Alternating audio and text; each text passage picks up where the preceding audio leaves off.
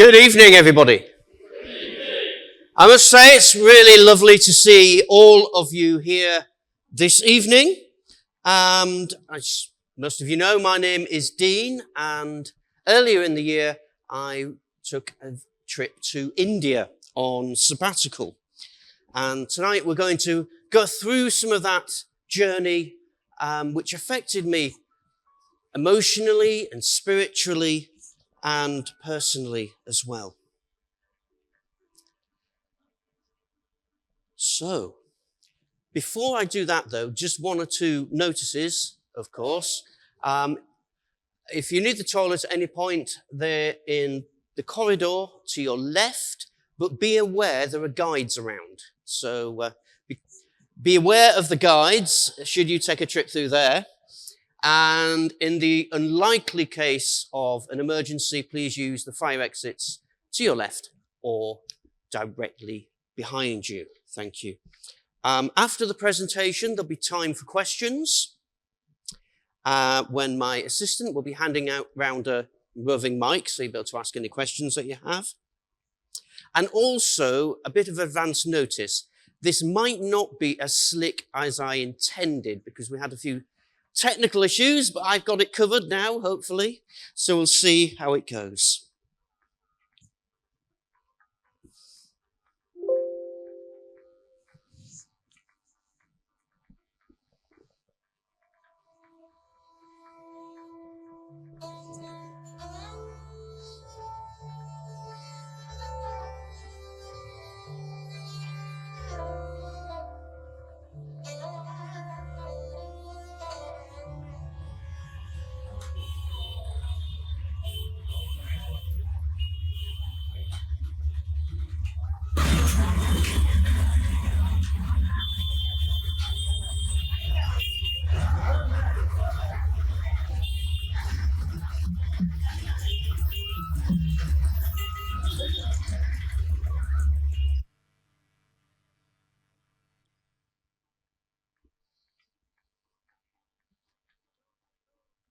Visiting India poses a number of challenges.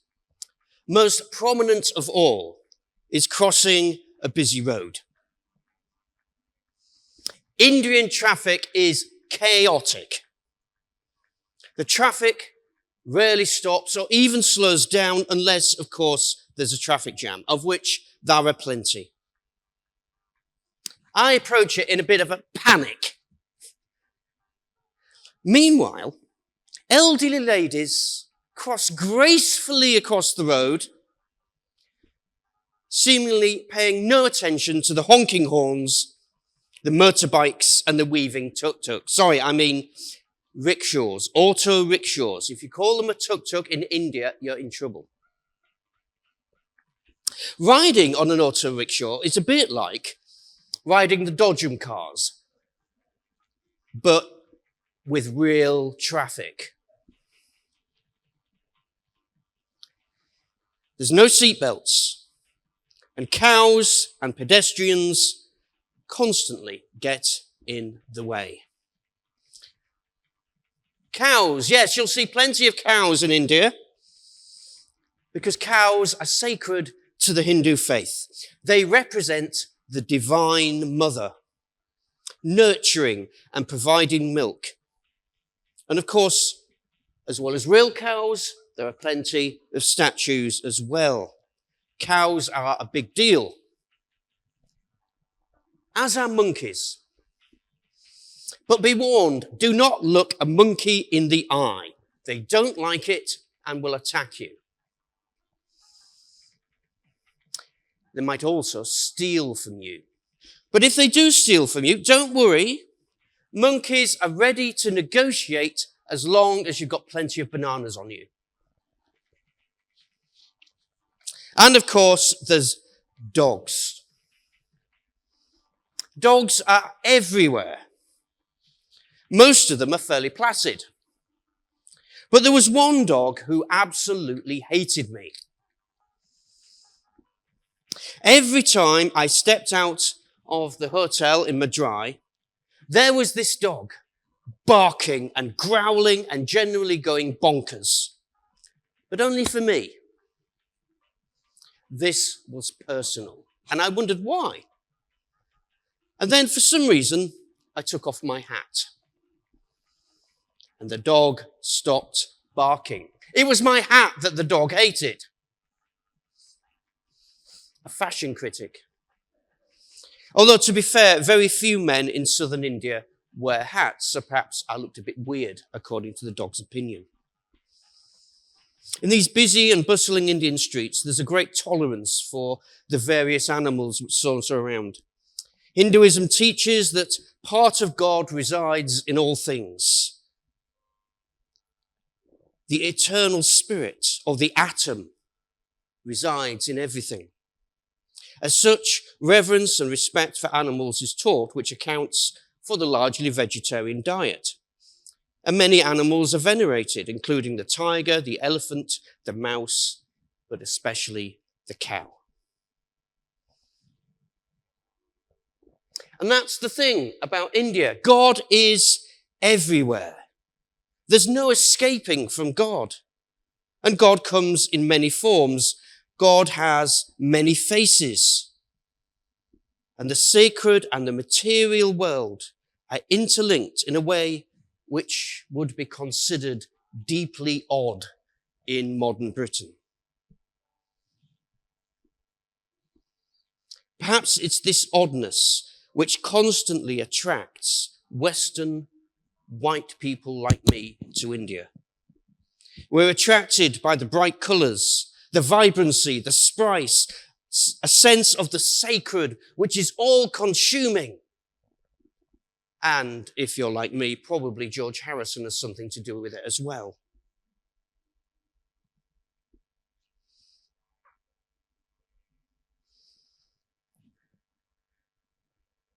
But of course, that's not the only story about India. There are many, many stories, not all of them idealistic or romantic. I've been to India before. If Reverend Melanie was here, she would appreciate the fact that I've got that picture up, but she's not here. A group of us from this church went to Bangalore some years ago. We were touched by the grace and generosity of the people there and by the church's tireless work in the slum areas surrounding those churches. But even at that point, I was aware of a much bigger story. The churches we visited, the Zeal Gospel Church, was an evangelistic organization, quite often at odds with the Hindu population and those of other faiths. So this time, I wanted to deepen my understanding of the depth and spirituality in India, its history and its culture, to see how faith has shaped the culture of India, as well as how caste, class, and poverty, and the history of colonialism have impacted India today. Faced with all this, I realized that I was in danger of biting off more than I could chew. So I decided to focus mostly on Hinduism, the majority faith in India, and the one which, to be honest, fascinates me most. But to begin, I started in Sri Lanka, visiting Buddhist temples. And in Sri Lanka, I found a great sense of peace. Sri Lanka is much more gentle than India. It's less frantic. You can find a temple and spend some time in quiet with your own thoughts and with your own prayers. After this brief stop in Sri Lanka, I took a flight to Madurai in South India, where I met with my friend and guide, Muthuma, who works for the Vigil Trust, a charity which I was keen to visit.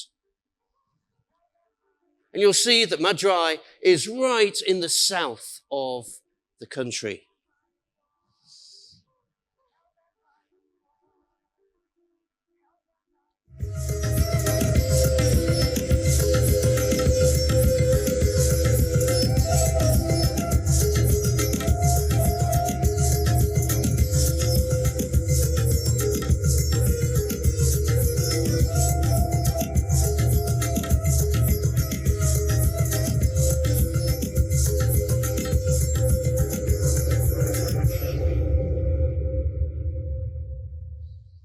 Just some of the sights of Magi there. The charity, the Vigil Trust, was founded in part by Pat Atkinson, a Christian minister from Norwich, who on her first trip to India was so moved by the plight of the poorest in that country that she knew she had to help. Pat was especially moved by the children she encountered living in the slums in terrible conditions. Because of the caste system in India, these children were considered to be untouchable, to be little more than vermin. According to Hindu tradition, society is separated by various castes. It's a bit like the class system in this country, with the lowest class, the lowest caste, being considered untouchable.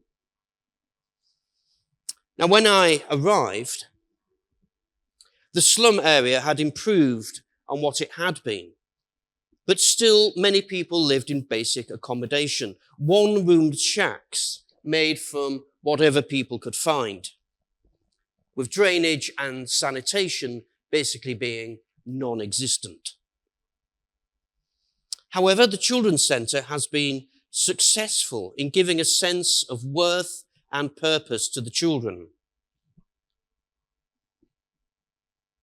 making them feel loved, as well as giving them opportunities for extra learning and a time for just being children.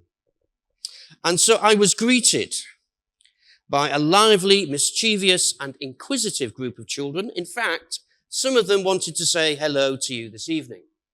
Hey.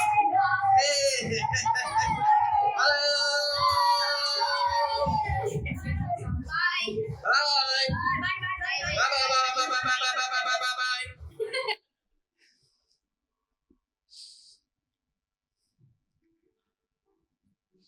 These are images which I've permission to show you, but I can't put them on the internet for everyone to see, as there are people out there who would target them, perhaps put them into slavery, or harm the children in other ways, or target the charity itself.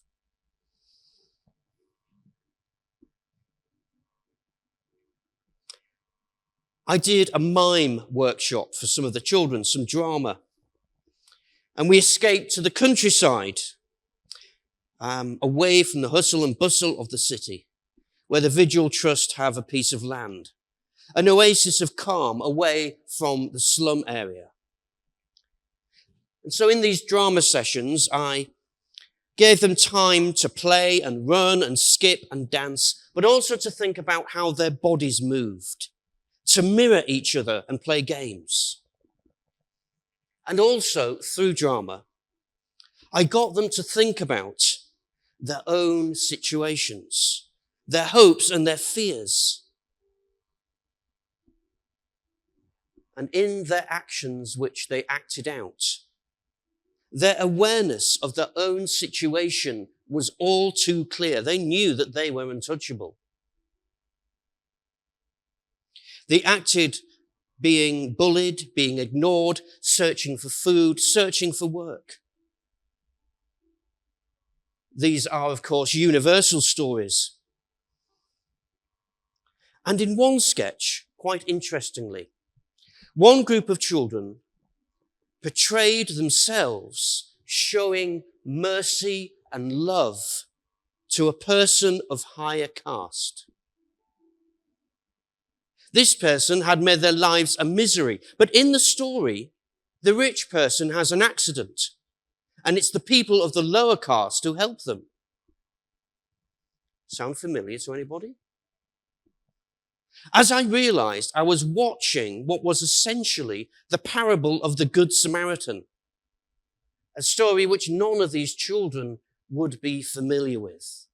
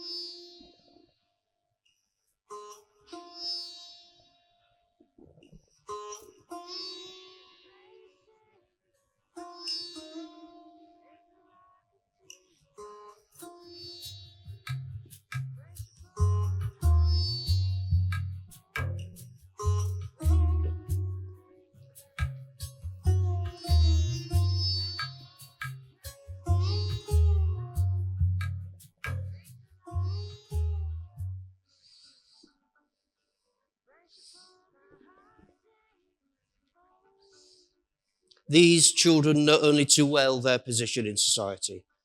And as I watched them interact, it broke my heart to think that anybody could view them as untouchable. A view shared by the project manager, Mathuma, who is a practicing Hindu. And despite the pressures of tradition, he and others like him are determined to break the grip of the caste system. And the Vigil Trust itself is made up of people of different faiths. Mostly Hindu, but there are some Christians around and the occasional Buddhist. And they all share the same values of love, grace, and inclusion, and are working together to make a difference.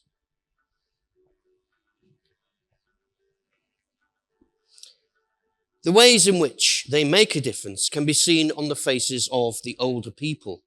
I met a group of street elders, people who have lived in the slum and faced the consequences of the caste system all their lives. For them, the project provides food and medicine, as well as a place to just be themselves. As is often the way with communities of older people, the women outnumbered the men. And these ladies were excited to see me, very keen to welcome me and to hold my hands.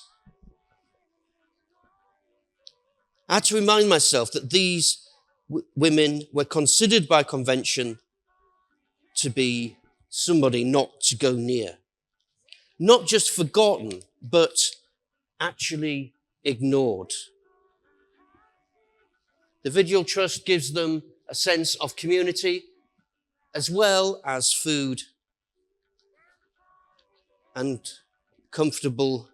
relatively comfortable conditions to spend their days.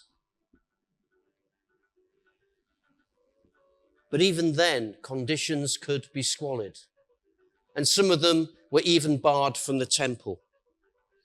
No wonder they were so keen to hold my hands. The Vigil Trust also helps the residents of a leprosy colony, a disease which is easily curable these days, but still carries much stigma. And these people can never hope to live anywhere else. Even harder than that was the visit to a children's cancer hospital. There's very little money for cancer treatments. But the work of the Vigil Trust makes sure that these children have food, have things to play with, like these cars here, but also medication and emergency treatment or specialist treatment when it is needed.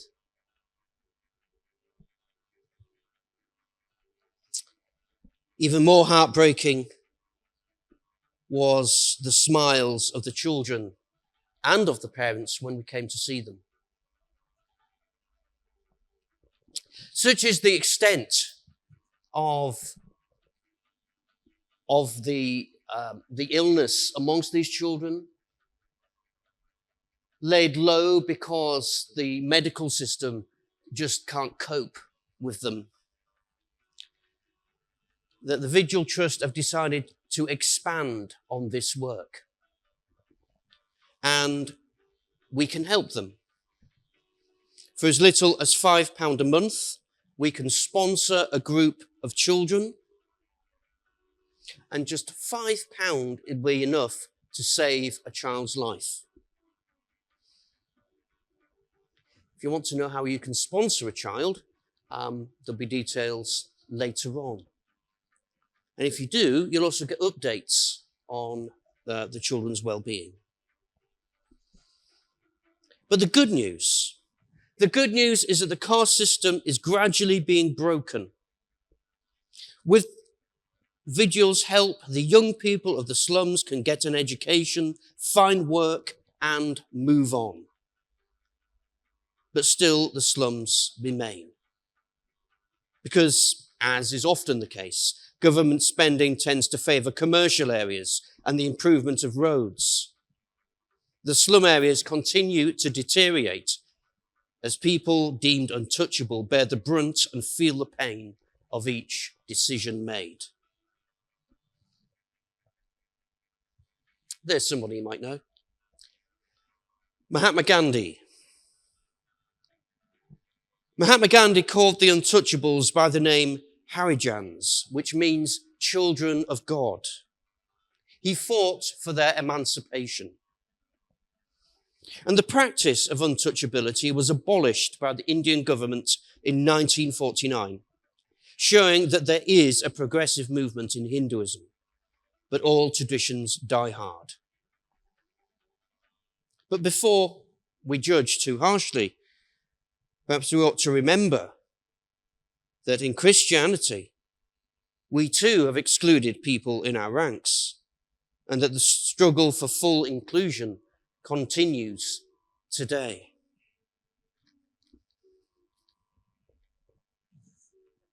Madurai is known as a temple city, the perfect place to dip a toe into the vast ocean that is Hindu culture.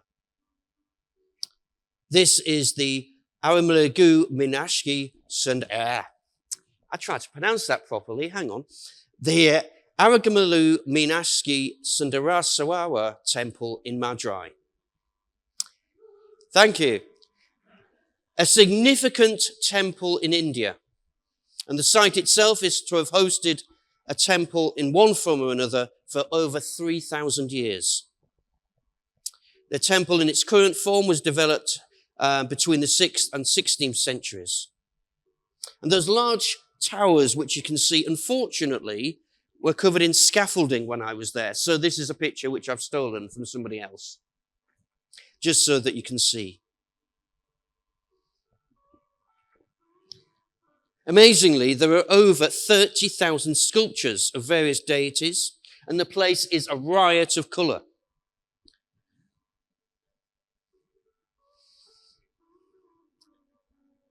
Many Christians, perhaps, would suggest or inform me or rant that Hinduism is the most heretical of faiths, given that there are so many gods in various different forms, male, female, animal, fantastical creatures, some of them. However, I personally think this is to misunderstand the nature of the faith. But Kumar, my guide and friend, confirmed to me what I already thought, that in mainstream Hinduism, the devout believe in one God, in one supreme being. And all the different gods and images and stories are ways of relating and understanding different aspects of that God. As I said earlier, my feeling is that God has many faces, and in India it is overwhelming. A simple way of understanding it for those of us who come from a Christian background, even if we're not practicing, is to say that the Hindu understanding of God is a bit like the Christian concept of the Holy Trinity.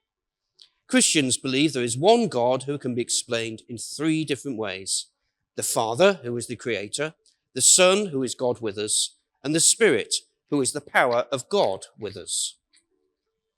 In a similar way, Hindus believe in one God, and like in Christianity, there is a trinity of three different aspects of God. There is Brahma, the Creator, Shiva, who represents the cycle of creation and destruction, and Vishnu, who is the preserver. From these three different concepts of the one God flow a whole series of stories and images, each imagining the divine in different ways, in forms which are helpful to the believer in all aspects of life itself.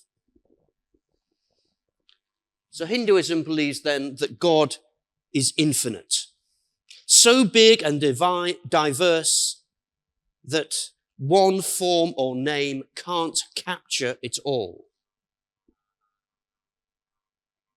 Think of each god or goddess as a door to understanding this infinite God.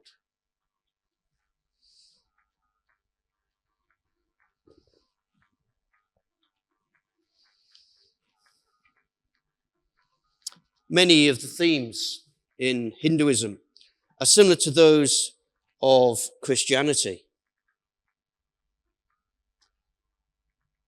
although the imagery, of course, is very different. However, Christ does sometimes sneak in, as you can see. I think sometimes that we search too hard for literal truth without understanding that truth reveals itself in many different ways.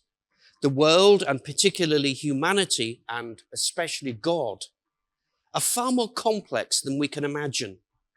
So sometimes we have to stop thinking in black and white and let a little colour in. Speaking of colour, God is always there, you see. Speaking of colour, on my last day I visited the flower market. The place appeared chaotic, with hundreds of people bustling about, and many others just scraping a living, sorting through flowers and petals. It's long, hard, and fiddly work under the hot sun. And this is how some of the poorest people manage to get by. Some of the flowers will become temple offerings, of course, but a great many are exported on the international market.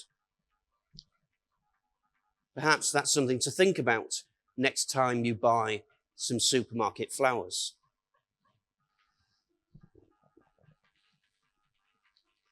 Of course, there are a lot of reject blooms, which are basically left to rot.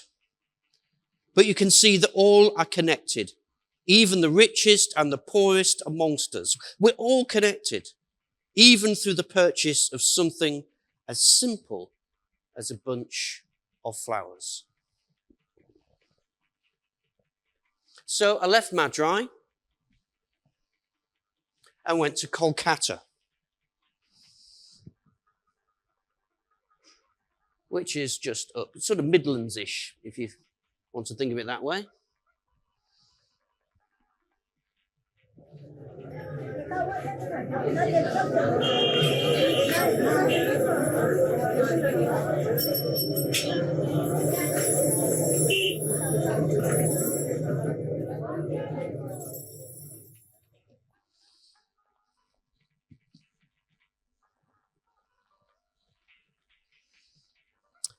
Kolkata, it's big, it's noisy, it's extreme. Kolkata was, of course, the capital during the British Raj, known as Calcutta in those days. The place has a faded grandeur. As you walk through the city, you can see the relics of the British Empire, elegant Victorian buildings, many of them left to decay. And although Kolkata is a busy city with an important financial sector, it feels like a forgotten place. Of all the areas I visited in India, Kolkata was by far the dirtiest and most extreme in terms of the level of poverty.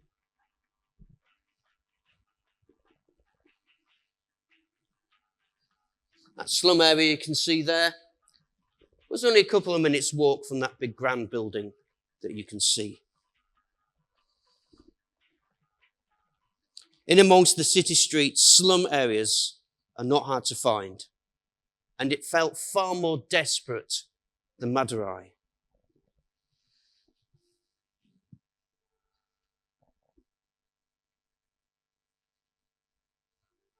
Some people washing in the river.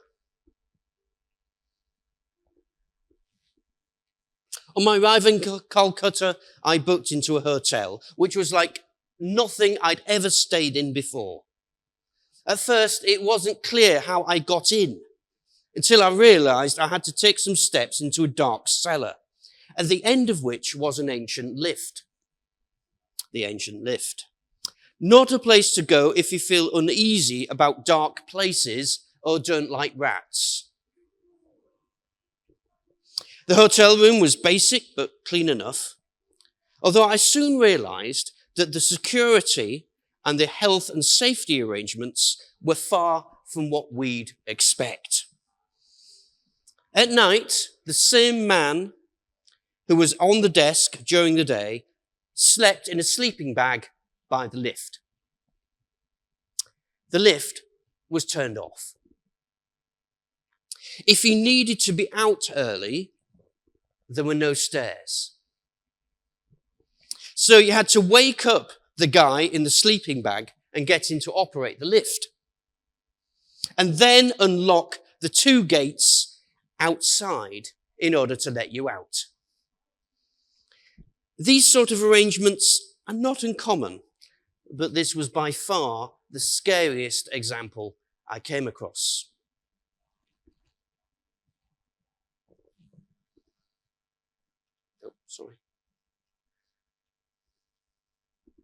Kolkata is also famous for being the city where Mother Teresa worked amongst the poor and the destitute and founded the Missionaries of Charity. On my first day, I visited the Mother House, where the work still continues. And as well as visiting her tomb, which you can see there, I joined a band of volunteers to help out with their work. Now, Mother Teresa wasn't without controversy, and she's been criticized for providing basically a sticking plaster on complex problems, as well as imposing Christian ritual on people who weren't Christian. But as I spoke to one of the sisters, she appeared to radiate goodness, and I was touched by something she said. She said, "Simplicity is our strength. Simplicity is our strength." So I volunteered with the Mother Teresa Missionaries of Charity. It wasn't quite what I expected. There were various placements available, and I was placed at the Centre for Sick and Dying Destitutes, a sort of hospice. There were quite a number of volunteers from all over the world, including 2 American guys, one of whom was a pilot in the US Navy. The other manages casinos in Las Vegas. So all of life is there. My duties included handing out medication, sweeping, toenail clipping, washing up, and general interaction. Some desperate souls end up in this place. I guess this is what ultimately happens when there is no social care provided by the state. The residents laid around in a big room on a series of unregulated beds, all very basic. Now, clipping old men's nails might not be the most glamorous of jobs, but I felt there was a sense of serenity to the place as I did it. Yes, it was basic, and I could see volunteer nurses dressing wounds which were, quite frankly, indescribable. But amongst the patients, who were generally very quiet, I could see a thankfulness in their eyes, a sense of peace and acceptance that their struggle in the world was over. As far as I could see, without volunteers, none of this would be possible. Across the street from the Mother Teresa Centre is a Hindu temple, which is hardly surprising. There are Hindu temples everywhere. But apparently, when Mother Teresa set up the centre, there was some disquiet amongst the Hindu community. And so, the Hindu priest, decided to meet with Mother Teresa and raise his objections. But when he saw how the poor were being cared for by the nuns and the volunteers, he went straight back to the temple and declared that God's work was being done. and that it shouldn't be disrupted. As a consequence, for that Hindu community, Mother Teresa is now considered to be a demigod amongst the Hindu community. My last day in Kolkata, I needed somewhere peaceful, so I went to Park Street Cemetery, which is a relic of the British Raj. Most of the names on the stones are British. Some high-ranking officials in the military and in government. And as I walked amongst the graves, I sensed that I was in the final resting place of British rule. I sensed that there were too many bad memories in Kolkata, and perhaps that's why it feels neglected. And perhaps it's also the reason why there is still animosity between Hindus and Christians. Because the establishment of the church was enforced upon India during the Raj. And many local traditions and rituals were stamped upon, and families were torn apart. And that shame and that anger is still felt today. So yes, there have been instances when Christians have been persecuted in India by the Hindu community. But you've also got to ask yourself why.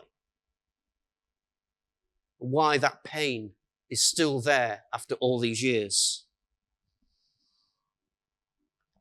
But yet, as I learnt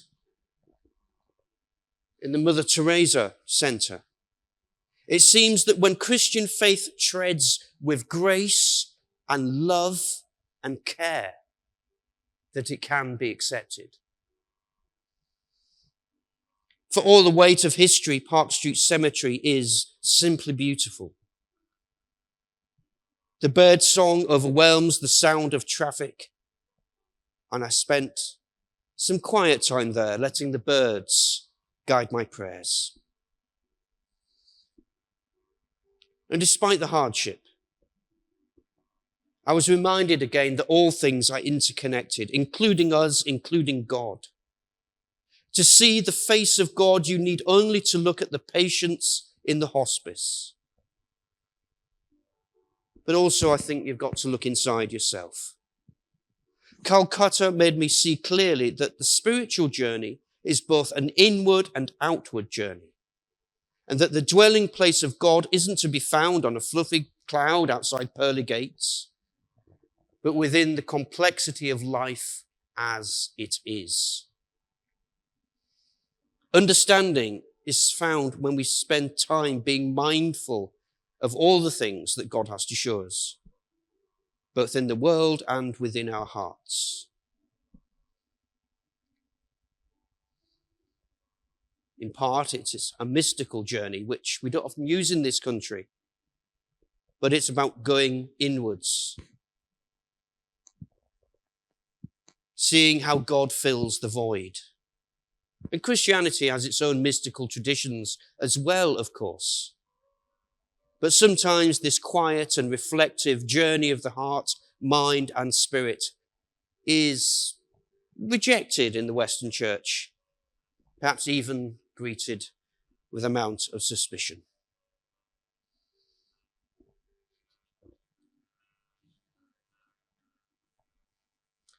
These are two pictures I took as I was preparing to leave Kolkata, which has a big banking sector. And I discovered this sculpture, which I think is supposed to depict India as a financial powerhouse. But for me, it took on a different meaning. The sculpture depicts the world being swamped by money. At its center, you can see banknotes, which rise up and are tipped with gold. For me, this portrays how we have turned money into a god. The second picture is of a poor man pulling a rickshaw, a man who can never hope to benefit much from this money-swamped world. The two pictures together remind me that the disproportionate allocation of money has created more poverty in the world than it has wealth.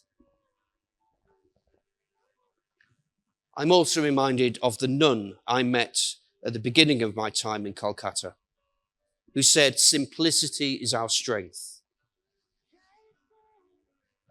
I think that part of our journey is to challenge inequality. But to do so, I think we must find the simplicity of poverty within ourselves to connect with grace and humility.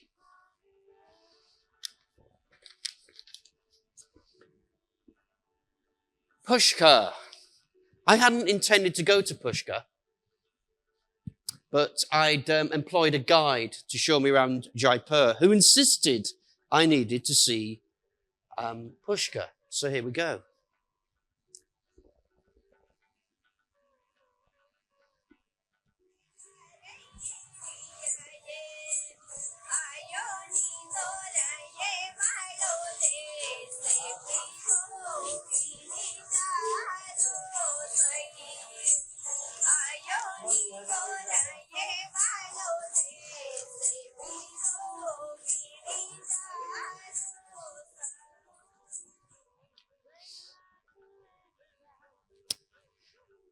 So Pushkar is a temple town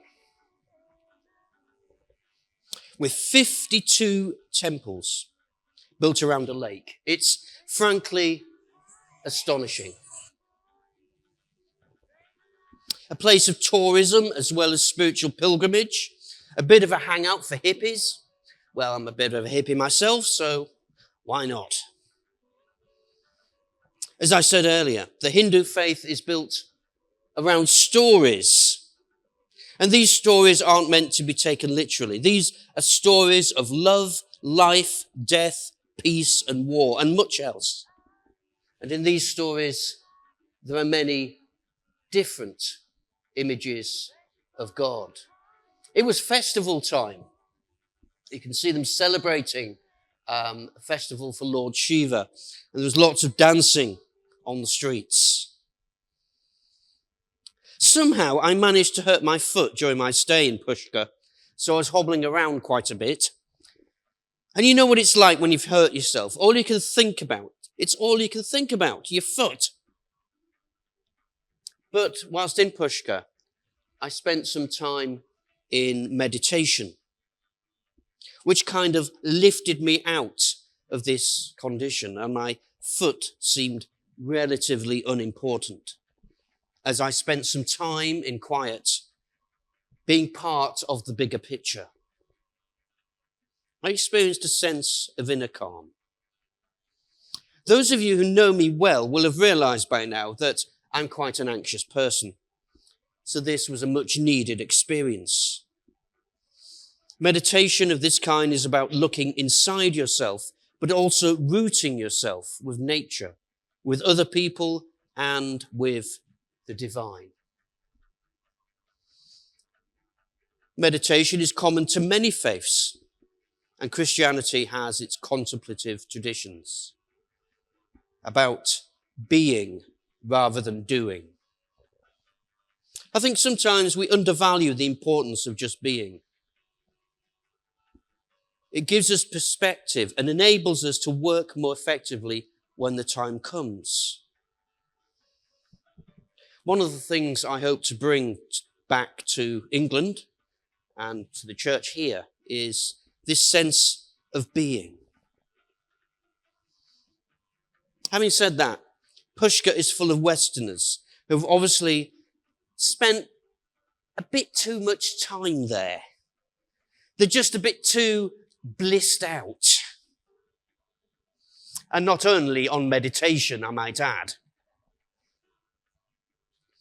I encountered one such aging hippie at my hotel. I asked him where he came from. He said to me, "Where do I come from?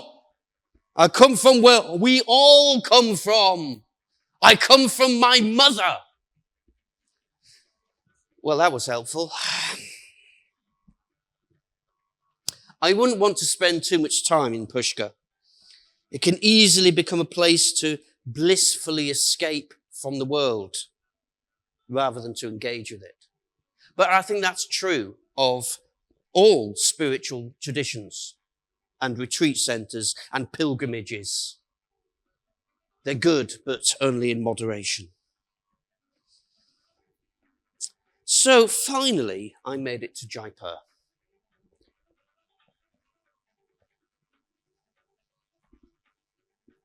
There's Jaipur.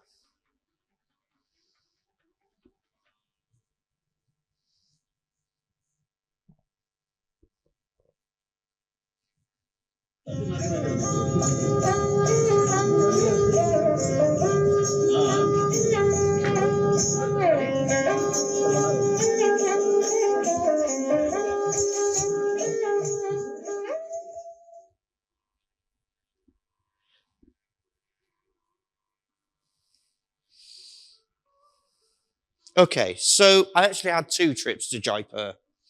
The first just after Pushkar, where I was shown around by a very enthusiastic guide called Krishna. And the second came later on, when I was part of an organised tour, which travelled around various other bits of India.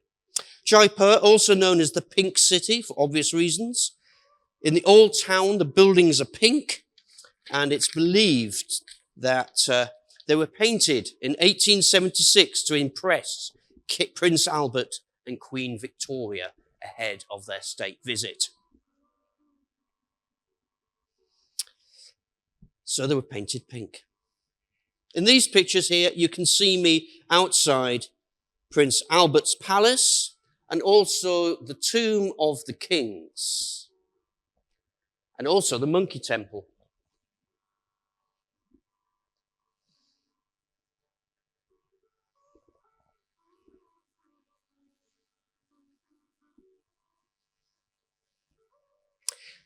In this first trip to Jaipur, I also visited the lovely people of All Saints Anglican Church, where I was invited to preach. So I wore a clerical collar for the first time in a while.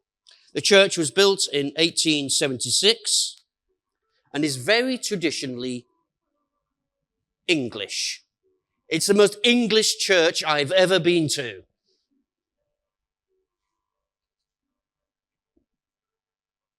Of course, traditionally, most of the clergy were British as well. But today, it's run by Reverend Sandeep, who warmly welcomed me into his church. And I have to say that the familiarity of the place was a bit of a culture shock in itself.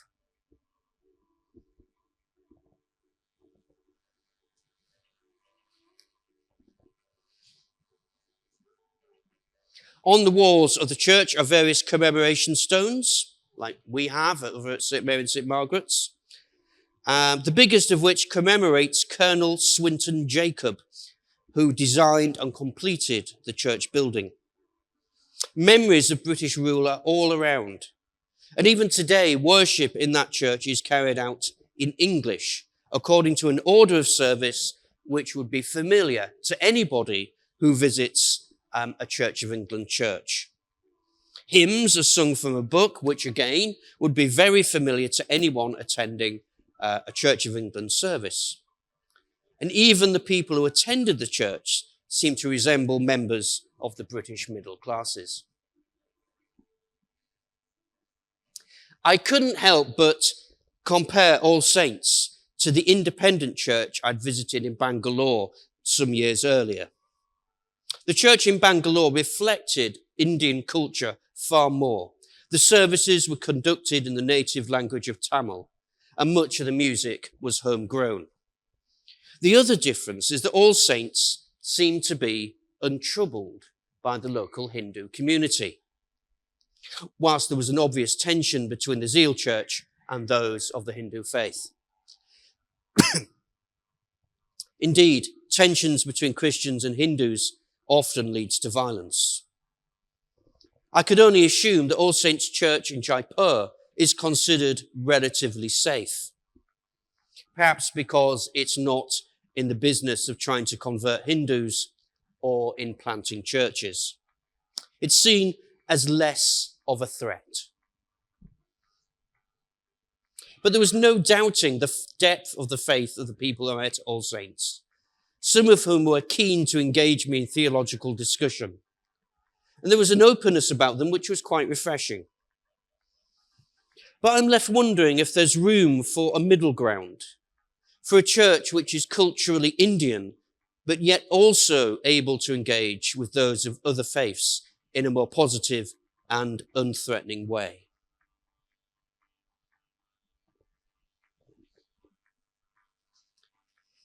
Perhaps it could be the church version or the Vidual Trust, working together in harmony.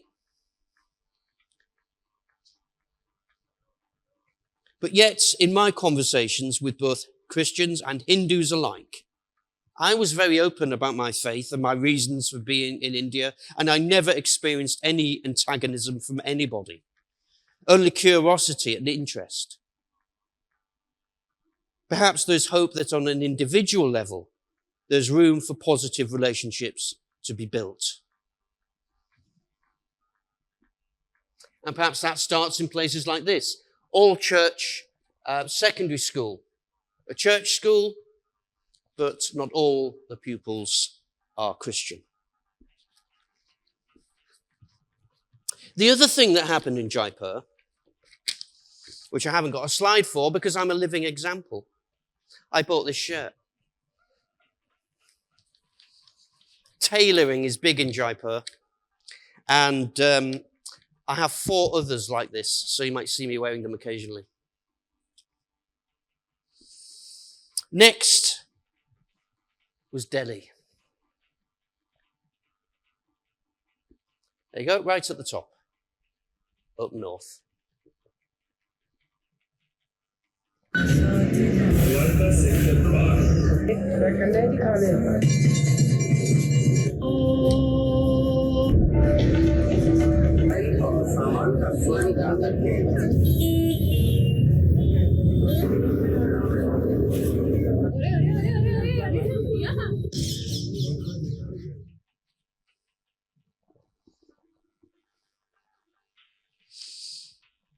So in this latter stage of my travels, I joined a group of fellow travelers on a tour of significant places in northern India. I love Delhi. On one hand, it's a clean, modern city, and then there's old Delhi with its ancient, narrow streets and bazaars. And the place has a really good vibe to it.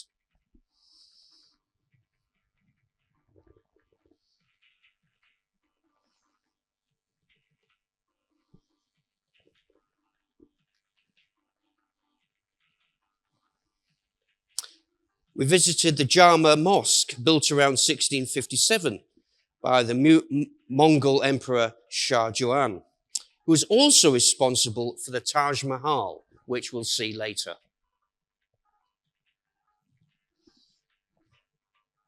We also visited the Sikh temple, and I confess I don't know much about the Sikh faith, certainly not as much as I do about Hinduism or even Islam. What I do appreciate is that food and hospitality is a central facet. In fact, it's considered sacred. The temple feeds around about 10,000 people every day. Imagine that. And the kitchen, so I'm told, has not stopped working since the 1800s. It's continual. All of it run by volunteers. I find this integration of the needs of body and soul quite inspiring. Indians love food. They also love railway stations. That's the railway station in New Delhi. Quite impressive. So we took an overnight train to Varanasi, the most holy city in India. Varanasi.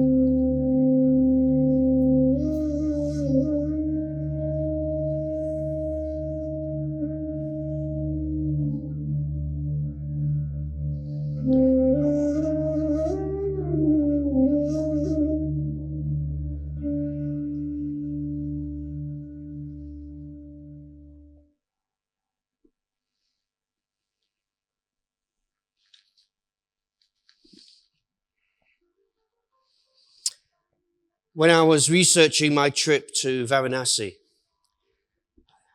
it turned out to be the place I was most looking forward to visiting. I didn't disappoint. It's built on the banks of the river Ganges.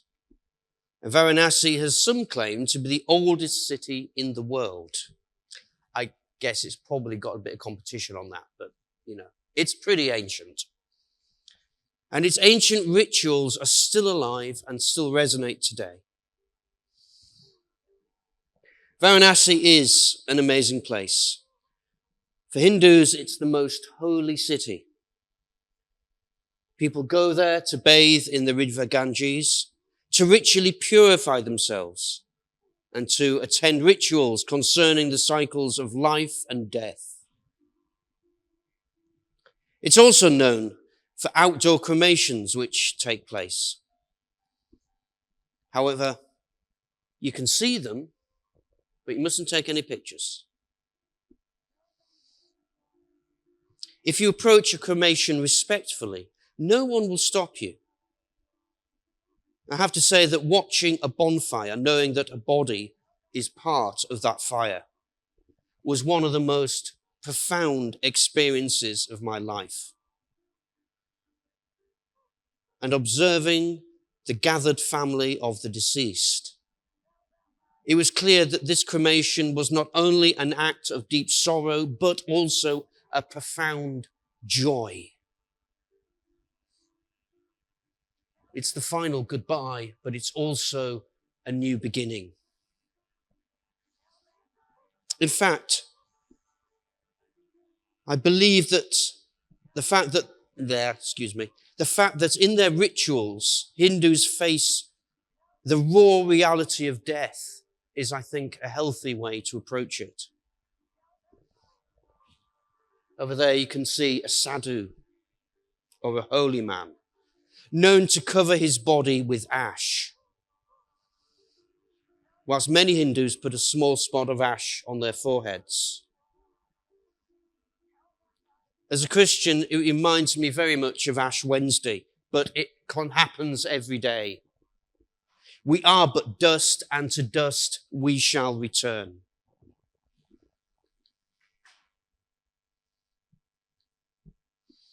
Cremated remains are scattered in the Ganges, which is said to break the cycle of reincarnation.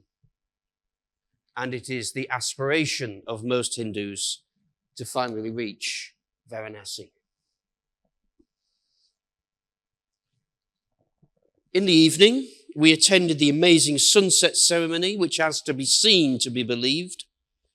Thousands of people gather each evening for the Aarti, which is a celebration of the river itself. The rituals take place on the ghats, which are the quays by the riverside.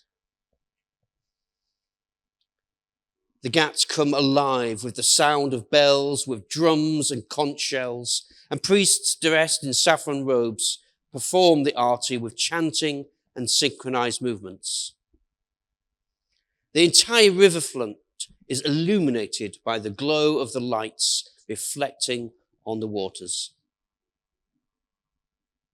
Once the noise dies down, candles are lit and floated on the water. And these are prayers offered to God. I lit my own candle for those I love, those at home. And even as a non-Hindu, I found a deep sense of peace. I had an experience of the divine which was both familiar and yet utterly unlike anything I'd ever experienced.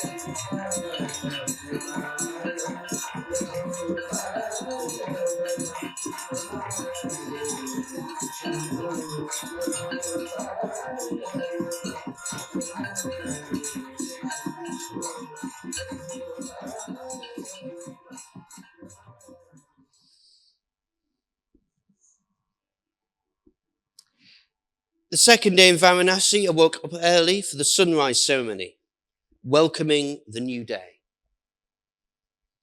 Not as spectacular as the previous evening's arti, but I found it to be a suitable celebration of new beginnings.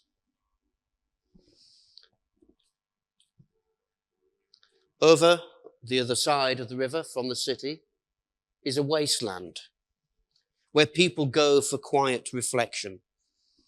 And not much happens, although we did see a camel. Later, we visited the Saranath Buddhist temple, built on the site where Buddha is believed to have preached his first sermon to his 5 followers at the time.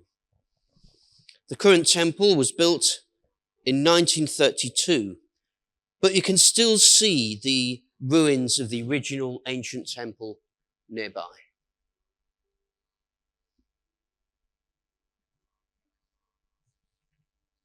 There's lots of interesting artwork, including one of Buddha himself, maintaining his peace, even when tested by worldly considerations such as power, lust, and war.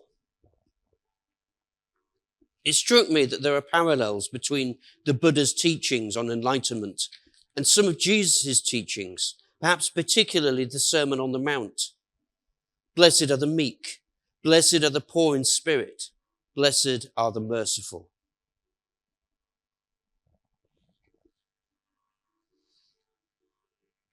Buddhism teaches on being one with all things, being at peace and practicing peace. Again, I think that the practice of silence and meditation is fundamental to achieving this state of being. Jesus himself went away for a period of quiet reflection and prayer.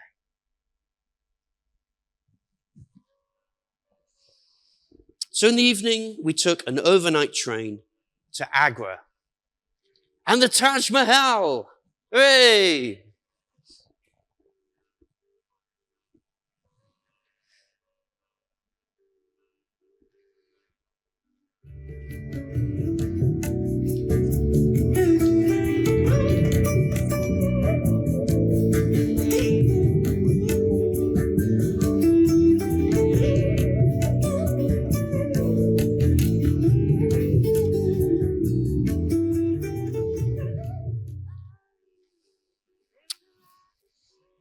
To be honest, there's not much to distinguish Agra.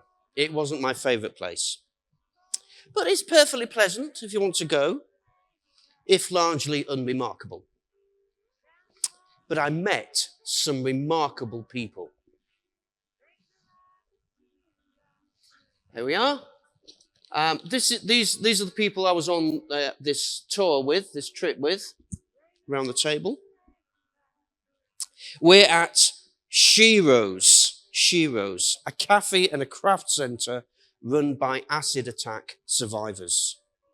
Ladies who have managed to rebuild their lives despite horrendous injuries, often caused by their husbands, their brothers, and other relatives.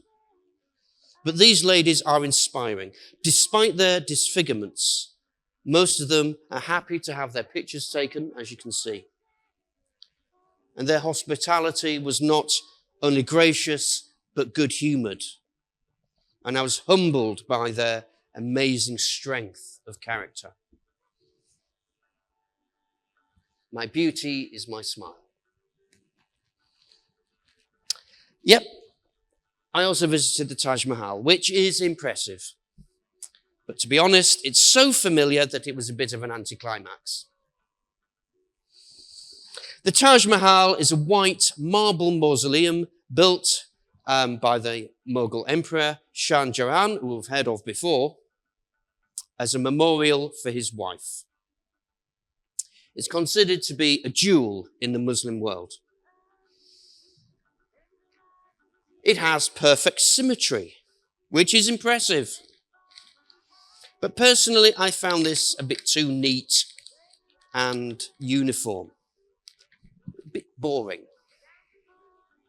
You can go inside, but you can't take any photographs. If you look online, you won't see any pictures of the inside of the Taj Mahal. I've been inside. And to be honest, there's little mystery to it. It's basically a white marble tomb. Two of them. Two white marble tombs. That of the emperor and his wife. And that's it. I've spoilt the mystery now, haven't I? Sorry. From Agra, we headed to the simple rural village of Todigar.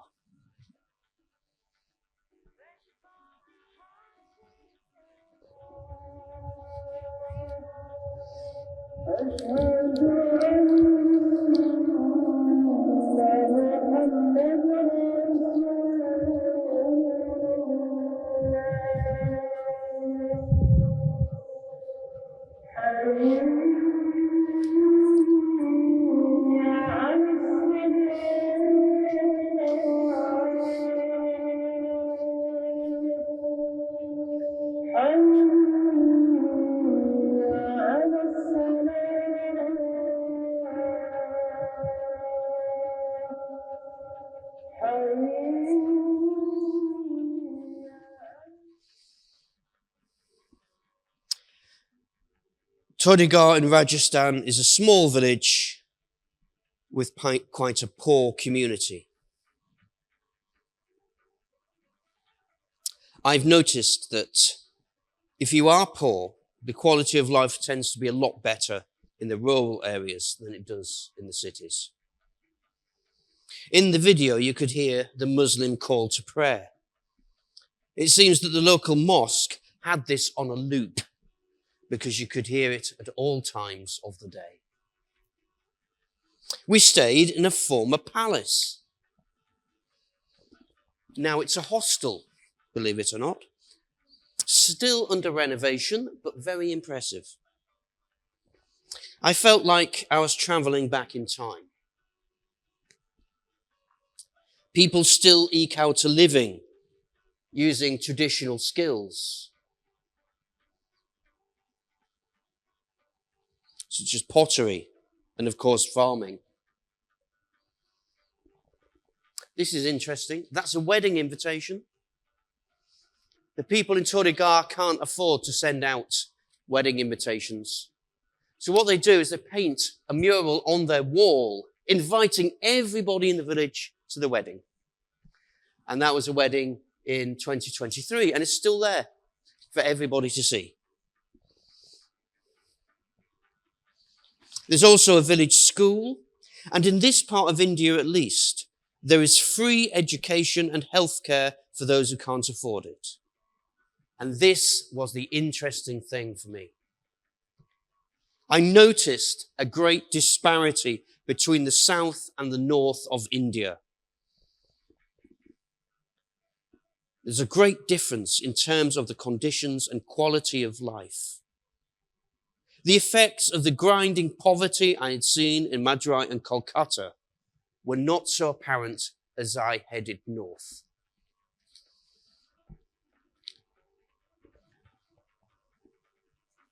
India is full of complexities and disparities. It's not really a country, it's a subcontinent which defies all attempts to define it.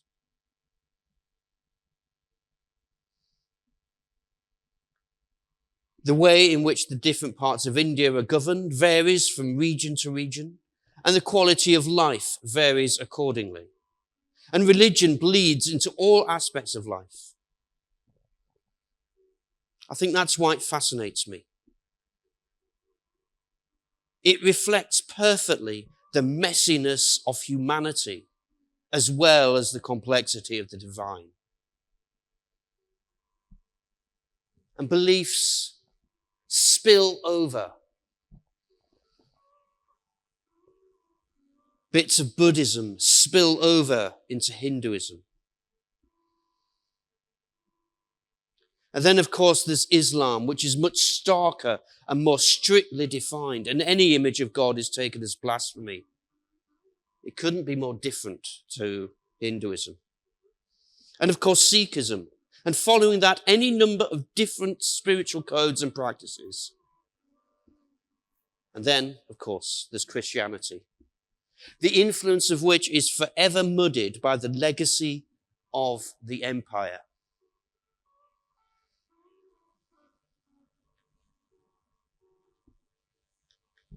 The place is so complex that it defies our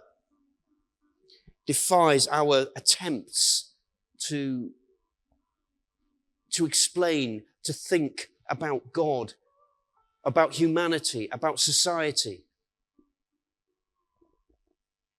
Because whatever we come up with will be far too neat for the people in India. With that thought, we saw some elephants.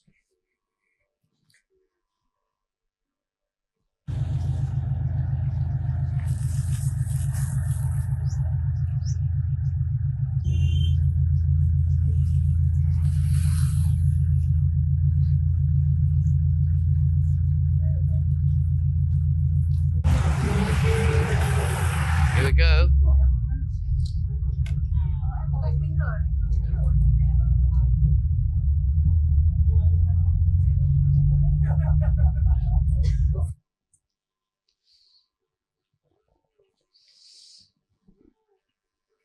Back to Jaipur again. I told you I'll be going back to Jaipur. There we go, the pink city itself.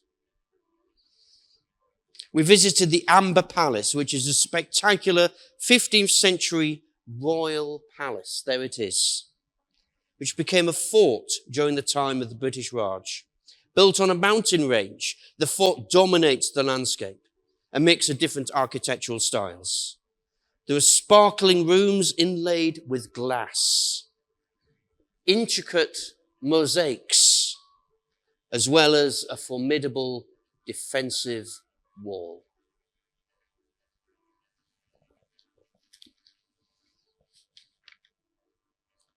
Although not as famous as the Taj Mahal, I found it far more intriguing. There was also traditional music and puppetry laid on for the tourists.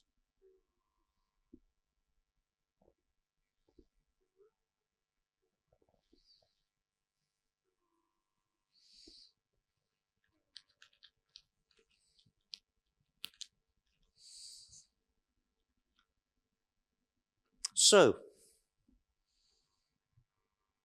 where does that leave me? Well, spiritually, I realize I've always been a traveler, even when my feet have remained firmly at home. There are always new places to go, new people to meet, new things to see, but most importantly, new ways of seeing. There are always new ways of seeing.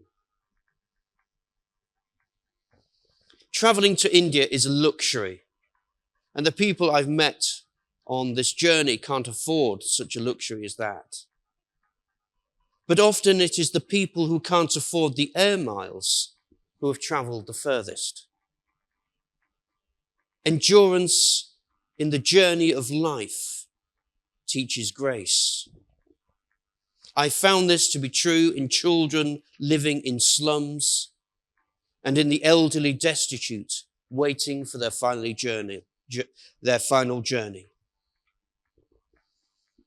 Their openness humbles me and makes me realize how far I still have to go. They've also taught me that God has many faces, many of them alien to the traveler. Unless, of course, you take time to look properly and realize that it's actually the same face you've always known, just changing shape and changing form.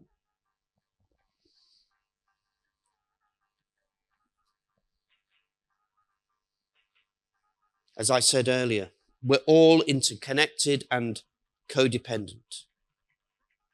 And this is the truth that many of us run from. Our ego won't let us accept that we're not at the center of our own universe. But the spiritual traveler has no room in the rucksack for an ego. Because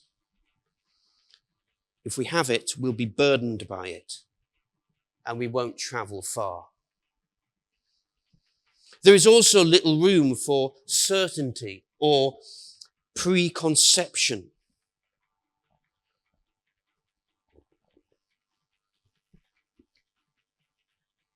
And on this journey, I found that there is a way. And this way has many different names. And sometimes the route is unfamiliar. Yet the way is clear for those with a desire to see. It begins with grace, and the route leads to hope and ultimately love.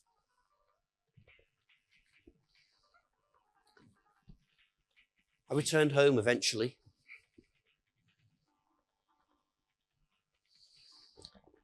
And with Claire, we travelled to Lindisfarne.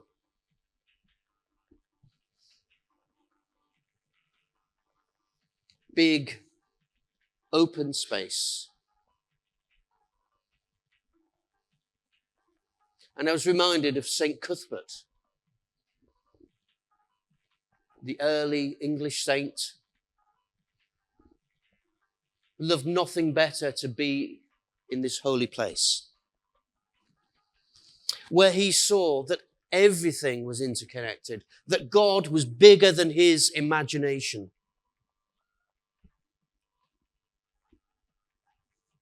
Where he saw God in land and sea and in animals.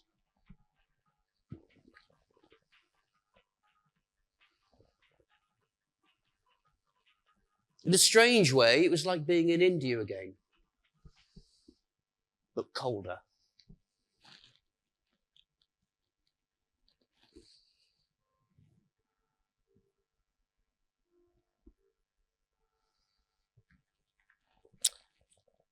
So, the end of a journey, perhaps the beginning of another one. Namaste. You and I are one.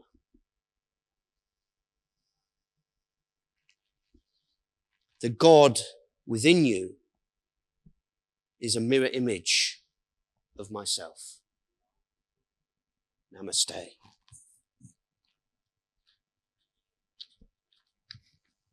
So,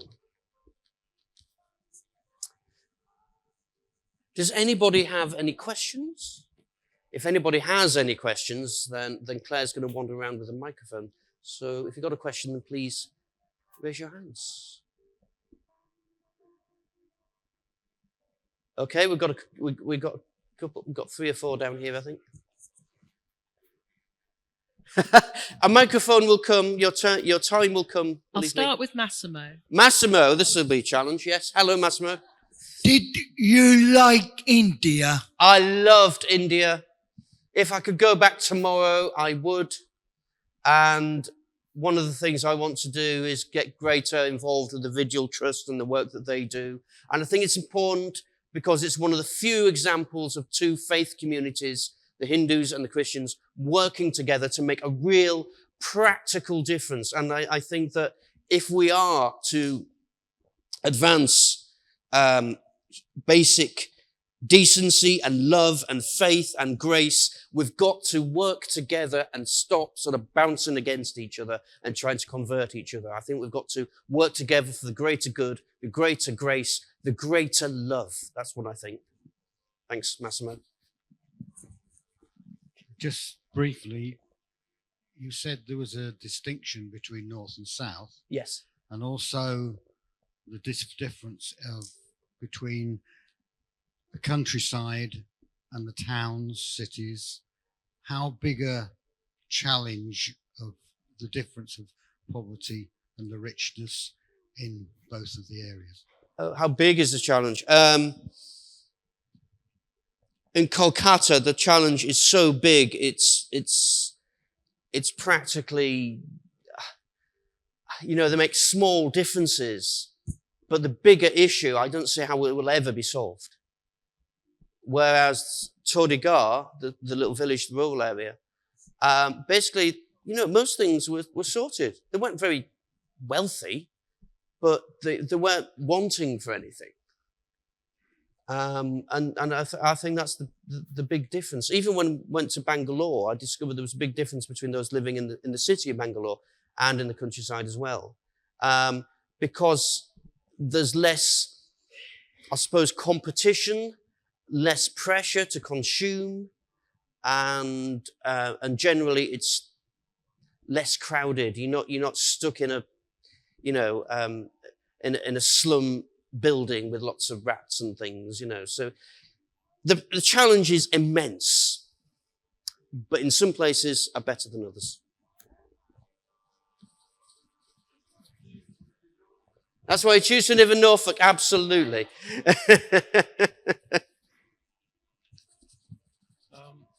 My question is a very non-spiritual one, really. I was intrigued by the temples that you showed the pictures of. Yeah. They're rather tall, not like tapered matchboxes. In one of the earlier, the first city, I think it was, that you visited in southern India. Yeah, Madura. Yes, Madura. What I was interested in, looking at them from the outside, they seemed enormously high. Yes, they are. I wondered what was inside them. I couldn't take any pictures because I wasn't allowed. But inside, there are lots of statues of different gods or different deities, and all the things you'd expect: candles, flowers, that kind of thing. Sorry, my point was the great height of them. Yeah. Was it an empty void? It's supposed to be reaching up to heaven. It's an empty void, yes. Inside, yes. There weren't floors. It looked like a block of flats. As you go up, it's like an empty void inside. Yeah, okay. But the interesting thing is that sort of design you only see in southern India. You don't see those in northern India. It's quite a distinctive thing of that part of the country. Any other questions?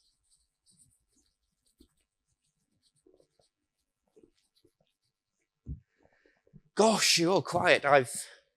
Oh no, it's Mark. Oh, Mark, here we go. With the enormity of the conflict and the divide in India, what are your feelings about this latest attack on, the neighbouring country?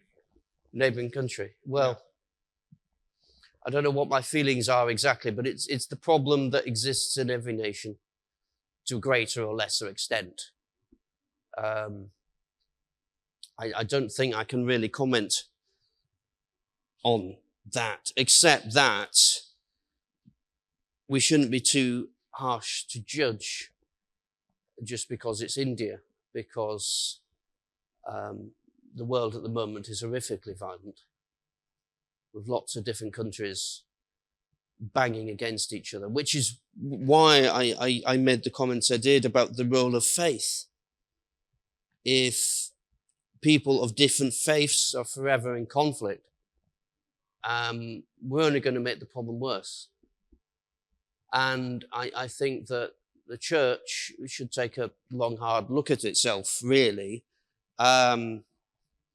particularly if we try to evangelize or convert sort of stridently, which I think has been a big mistake. That was the issue with one of the many issues with the British Raj, which is why Christians have been persecuted in India, because the heartache still exists. And I'm not saying attacking people is right, but I can understand the heartbreak.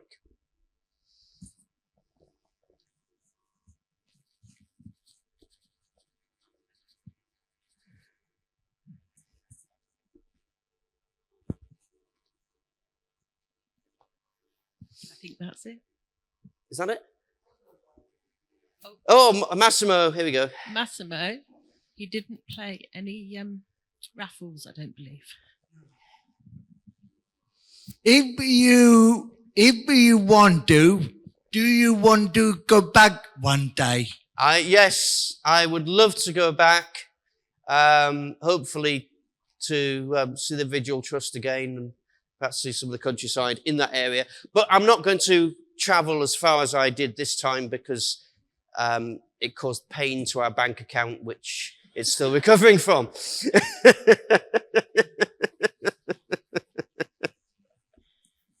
Having said that, somebody revealed to me the other day how much it costs to go to Disneyland in Florida. And for the price of going to Disneyland in Florida, hotels, tickets, and all the rest of it, I could have gone to India 3 times.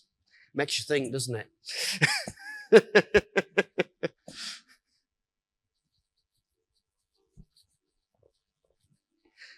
Okay, well, thank you for coming. Thank you. It's been a great event. Thank you.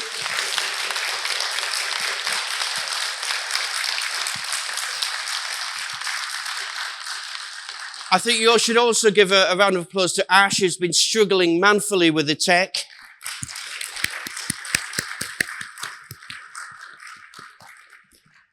And namaste.